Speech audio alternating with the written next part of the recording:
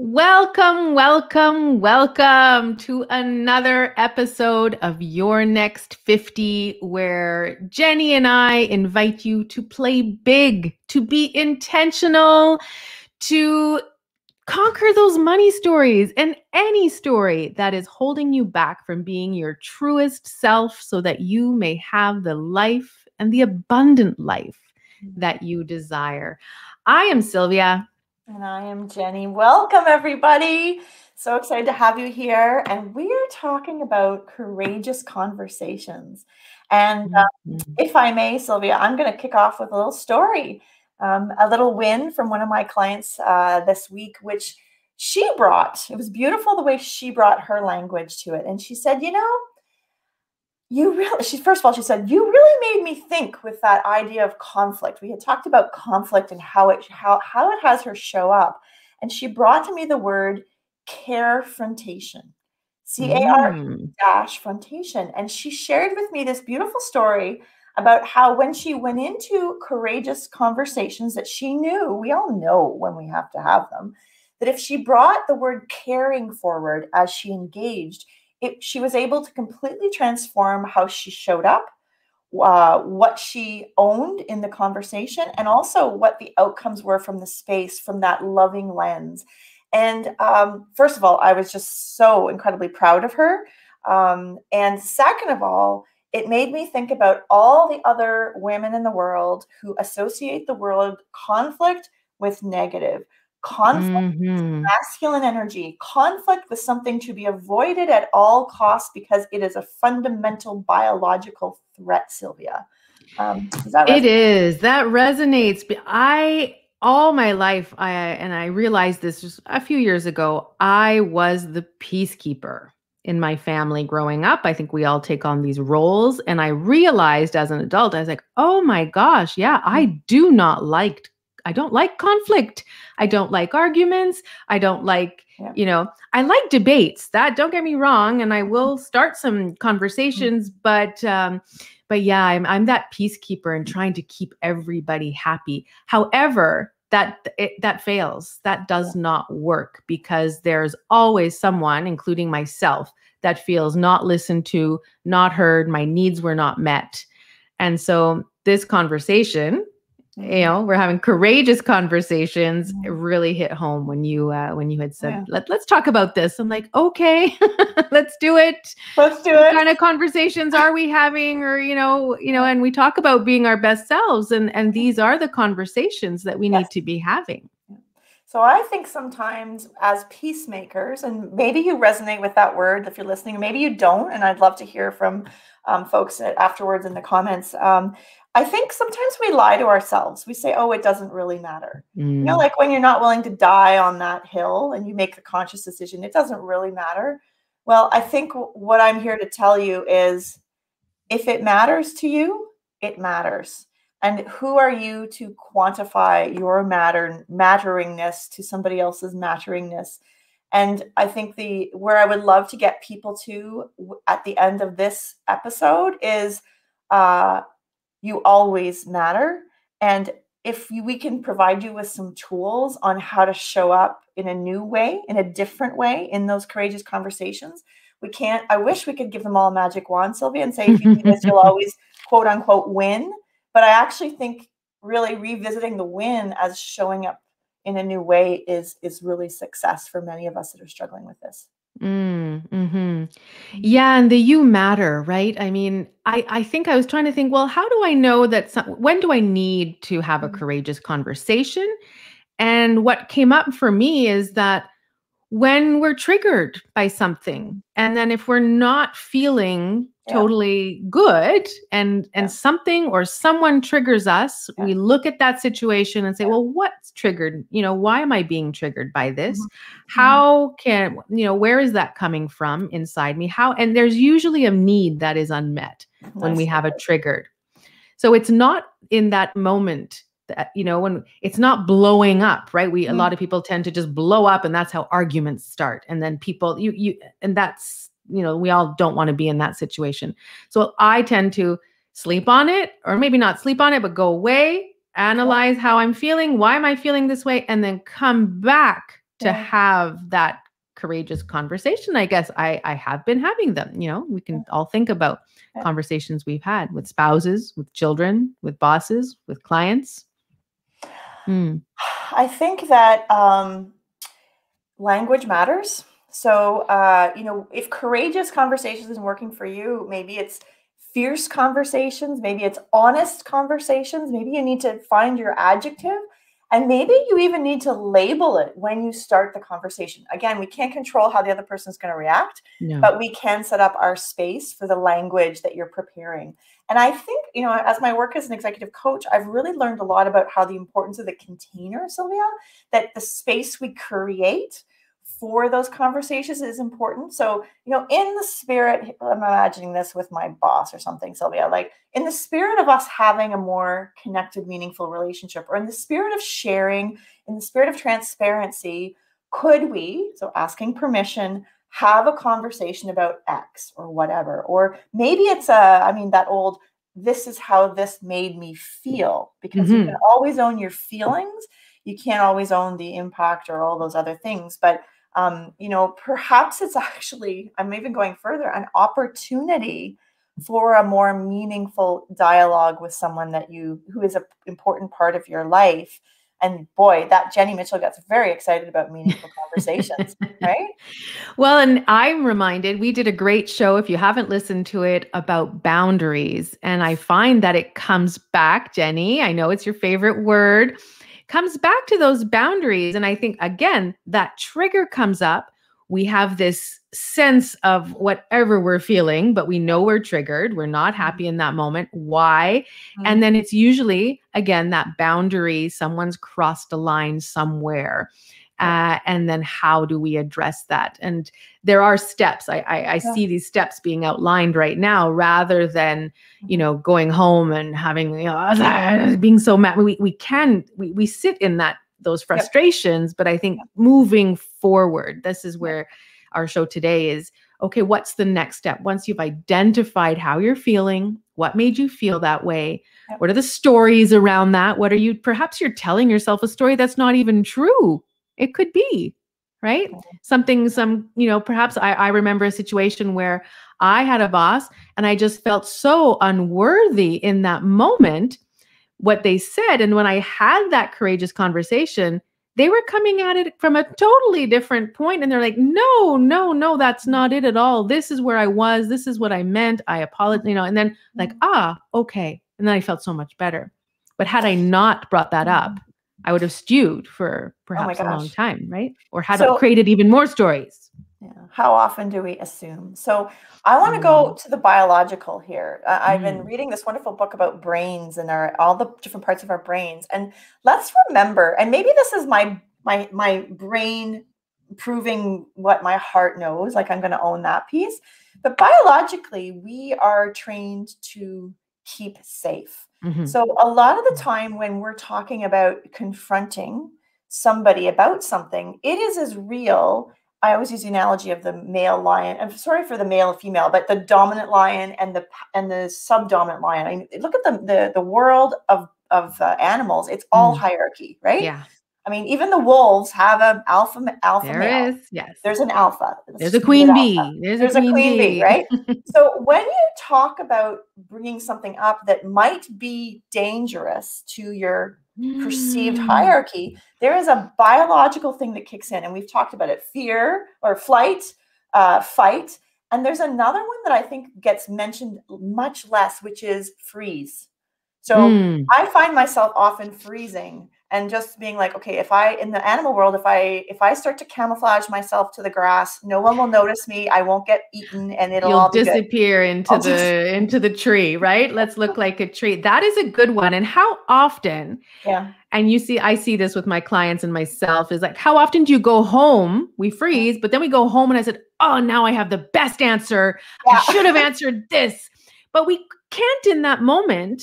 Because of that, our reptilian brains trying to keep us safe. Reptilian is the left brain. It is keeping you safe from any dangers and from change and from going into that lion's den, right? So I've had so many, it was like, I'm going to go back and say it this way. And I wish I could have a redo We have those snarky comments after. Oh yeah, we've all been there. We've all been there. The other thing I remember, and I love that analogy of the animal world because it makes it real. The other thing we've talked about, and I'm a big fan of, there's a wonderful book called Burnout that talks about the emotion tunnel. Yes. And I think this was related to it. So we have this thing that happens to us that triggers us, Sylvia, and how we react, whatever. We're going to talk about how we choose to react in a minute. But you have to go through the sequence of emotions, right? The freeze, it's the example of you walk by a construction site and somebody whistles at you. Mm. That is not the time to turn around and tell them to blah, blah, blah, blah, because it's a danger. Like, it's Mm-hmm. possible that person could attack you. Let's be clear, based on hierarchies and physical size. But when you go home, you have to unpack that and you have to talk to a girlfriend. And that resilience comes from, oh my God, you're not going to believe what just happened to me. Can I just talk this through with you, right? So go through the emotion, have the cry, have the scream and yell, whatever it is, to get to the other side. And then what do you do? Right? Now and what? That's such a good point, because so many people, so many women, and I'll say women as well. We both work. I work mainly with women in my coaching practice. We sit in that moment and we do not move forward. We create these stories, and they're often tied to self-worth then.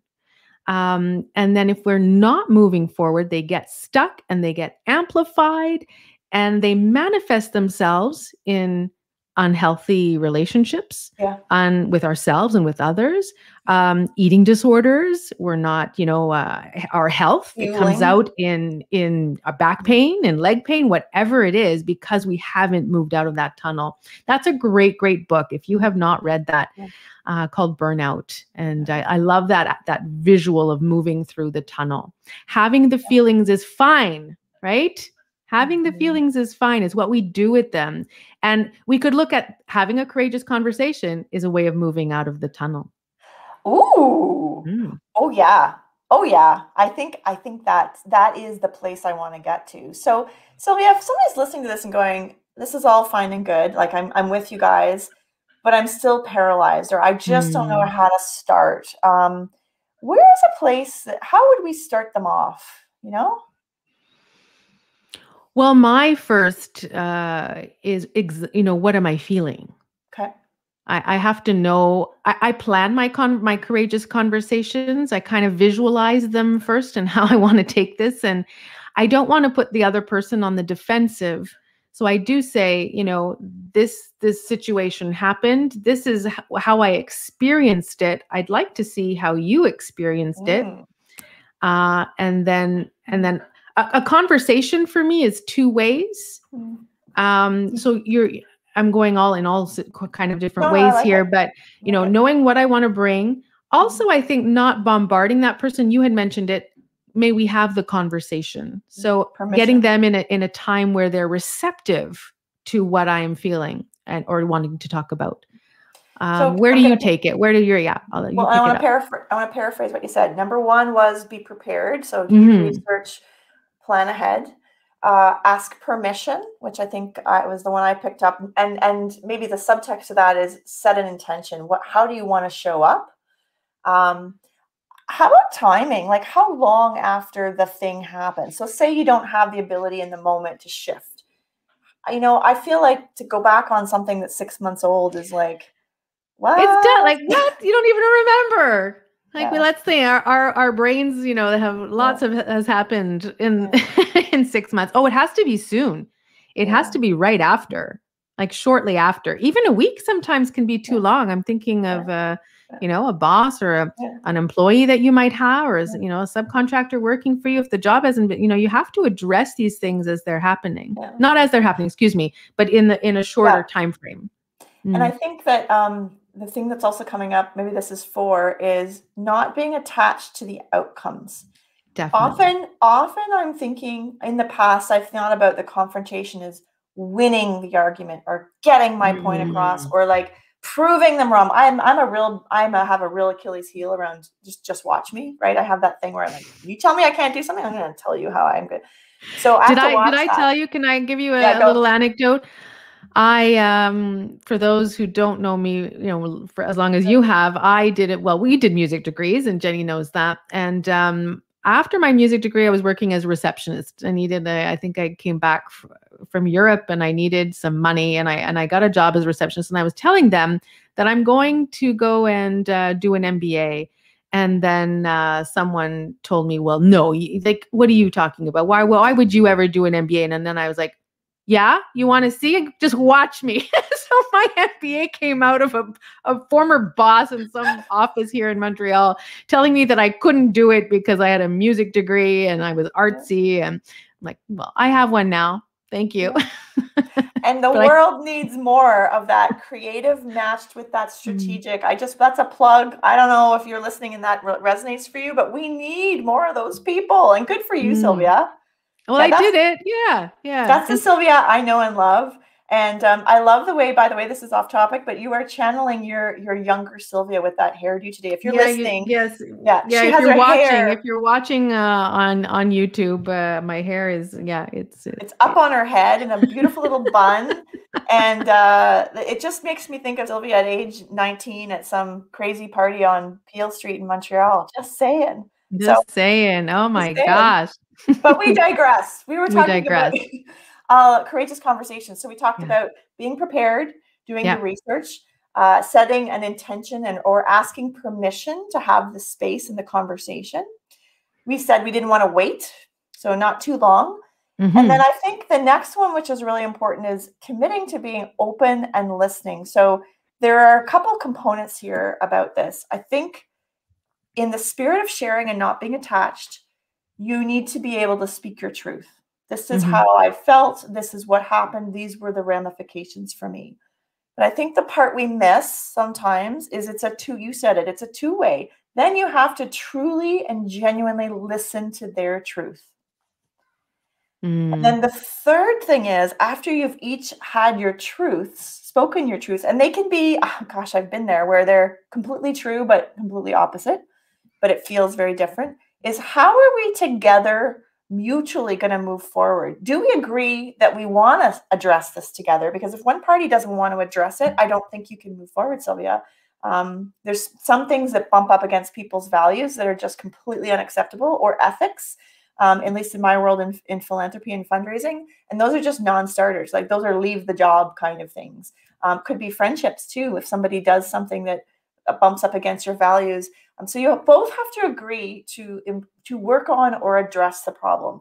I'm trying to think of scenarios that I've used that example, and then articulating the next steps, right? So you came to this place. So what are we going to do next time? Or how are we going to feed forward on this relationship that we hold together? And sometimes, I mean, you might not get the results that you were looking at, and that's where that detachment comes. But that doesn't mean we leave it there. What I am hearing is, we're going to have another conversation. Right. Right. Let's leave this now. Because sometimes the other person didn't even know you were feeling all these things. So you're taking them for the first time, and they're hearing about it for the first time. Yeah. And this is new. Yeah. So, okay, let them sit with it for a while, and then let's book another time to chat. Let's have another courageous conversation. And then it becomes a dialogue, right? It becomes, they're going to come back. They'll have some realizations. They might bring new things to you, and then you go from there. And I think that's.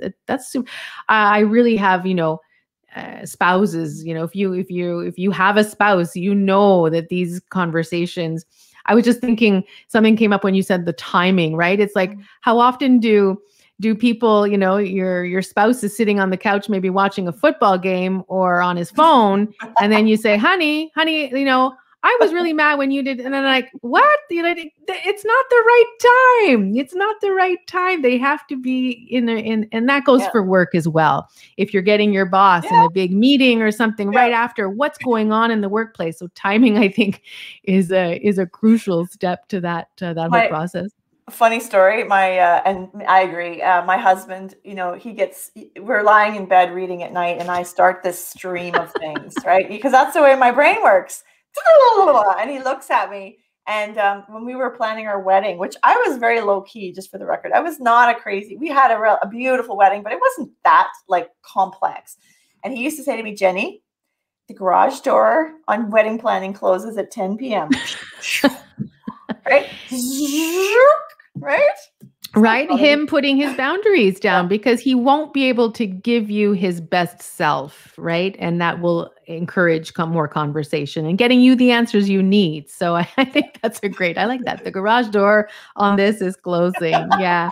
I'd love to know how you're all feeling. Like, what kind of courageous conversations have you had to have? Are you avoiding perhaps a conversation? I think avoidance, we don't want to jump there because we're worried about the outcomes. However, if it's sitting really negatively in you, we do need to address them. And I say we because I have an example in my brain right now of a conversation I need to have. We all have to have them, right? I think that we have to acknowledge how much energy it sucks from us in our daily lives. And you and I talk a lot about flow. And actually next week, we're going to talk about let it be easy, helping people let things flow and be easy. And I think we sometimes just look at employees when you have an underperforming staff member who's sucking your energy. I had clients last week. I asked them to do 3 asks, and the conversation was got stuck on the first ask, which was tied to some advice around some HR stuff, and never got to the other 2 asks because the energy was sucked up by that thing. And so starting those courageous conversations can really free up your energy to allow movement in your business, or movement in your giving, or movement in your life. But again, can't control the outcome, Sylvia. I think that's really important. And, I think there's a lot of fear. I think we hide behind the worry of how it's going to go. Yeah. We stay stuck. So I leave you too with this idea: knowing is a gift. It's a gift of clarity. And you said in your notes, otherwise you're just making it up, the story of how it could play out. Knowing. Yeah, and you're sitting in those stories, and it's amazing what our imaginations can come up with, right? It can make, we could create 10 different stories around a situation, and that might, it might be the 11th one that's the actual the truth of where that person's coming from. But we sit in that, we ruminate, and it's not good for our health. It's not good for our bodies. And so we need to get, like you said, get that out.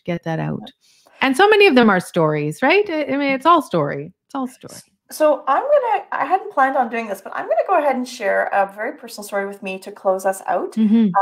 Very briefly, folks, next week we're doing Let It Be Easy. We've got a big birthday for Sylvia coming up very soon. And we're going to be celebrating with you all online. I hope you'll join that one live. That's going to be a lot of fun. We have to find some balloons.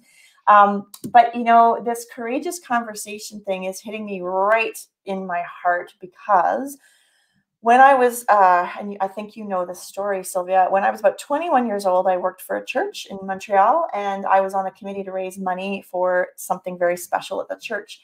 And I was so tickled pink to be invited to this volunteer meeting, right? I had very few connections in Montreal, so like student connections, but these were real people with real houses, it was amazing. And, to go off my campus to go to this meeting, and I was so touched that I was included. And they started talking about the planning for that day and what kind of music they were going to include. And I was a member of a Gregorian chant group that did plain song, and I just loved that group. It was a women's group, and it was very spiritual for me, and it had been such a great experience. Well, lo and behold, as we're sitting in this public forum, the head of the church choir says, well, whatever we do, let's not have those chanty ladies be involved in the day. Like, I really, I just can't stand that kind of music. And I did the freeze. Yeah. I completely froze. And I was like, did that really just happen? Like, I'm sitting right here. And my first instinct was to look over to the other woman that was on the committee that was also in it. And she looked at me and she rolled her eyes like, oh, this always happens. And when I tell the story, my challenge, or my reaction, was to stand up abruptly. I stood up really fast, and I'm 22 years old, remember? Yeah, here you. And I run to the bathroom. and I burst into tears, like Oh. uncontrollable sobbing tears. I am so hurt that somebody would say such horrible things in front of me, but most importantly, that I didn't say anything. Mm-hmm. And this has actually been a defining moment of my life, Sylvia. And the reason is that my whole why has become to have meaningful conversations with others so that they're empowered to use that seat when that moment comes at that table. You know, we talk about using your voice. That I didn't use my voice, right? And I think that's actually become my life's mission, to help others and myself use their voice so that we can have those courageous conversations. I have compassion for myself. I was 22 years old. You know, I was, Yes, you were you know, so young. And yeah, I look at it and I was like, I resonate so much yeah, with that message, because how many times did we freeze? And I think that there's something with being very young and yeah, not, learning those abilities. And I think, do I still freeze at times? Perhaps less. Perhaps I choose not to engage right, in real time, yeah. but it becomes more of a choice. But my life's mission as well. I mean, look at, here we are moving from, the musician to becoming coaches, and our whole platform, you and I, is all about using the voice. And I was a singer, and I'm like, oh gosh, isn't that a nice, coincidence, using the voices. And I think it's many women do not, many people, but many women do not use their voices. And we've been trained to stay quiet, right? So if I can 2.0 this, and I'll leave you folks with this. This is a great conversation. We've obviously spent a fair bit of time on this. Is I want to be the woman around that table, that sees that face of that 22-year-old go across her, Yes. and says, "Do you have something you want to say?" Yes. Right. And I think we have the privilege now, Jenny, where we are, and having the careers we've had. And one of my friends yesterday said, "What drives you, Sylvia? It's not money." And I'm like, "No, it's not money." She goes, It's creating the world where the young women and my daughters," and you started the show off talking about your daughters, "that they can stand up but not run to the bathroom." Oh my God. Yes. Please. And that brings tears to my eyes. I know.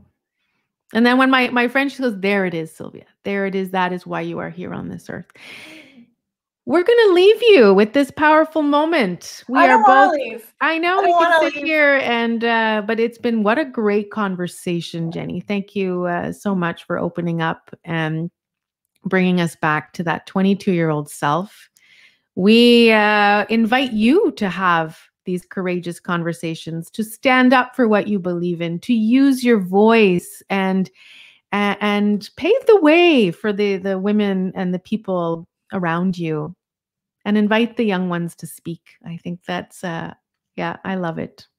Always a pleasure. If you like what you hear, please give us a subscribe, give us a like, please give us a 5-star. If you're listening to this, the ratings do help us climb up.